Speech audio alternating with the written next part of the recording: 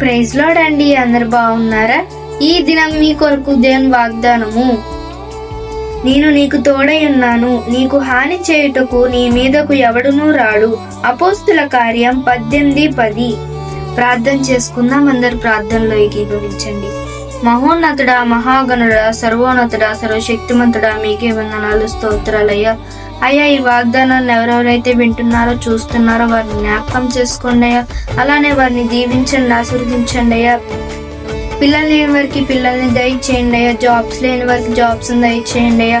ఆర్థిక సమస్యలతో ఇబ్బంది పడుతున్న వారికి దాంట్లో నుంచి విడుదలను దయచేయండి అయ్యా. అలానే ఈ దినం ఎవరిదైతే పుట్టినరోజో, పెళ్లి రోజో వారిని జ్ఞాపకం చేసుకోండి, వారిని ఆశీర్వదించండి, దీవించండి. వారికి, వారి కుటుంబానికి ఈ దినమంతయు తోడై ఉంటూ రమ్మని యేసుక్రీస్తు పరిశుద్ధ నామంలో అడిగి వేడుకుంటున్నాం తండ్రి.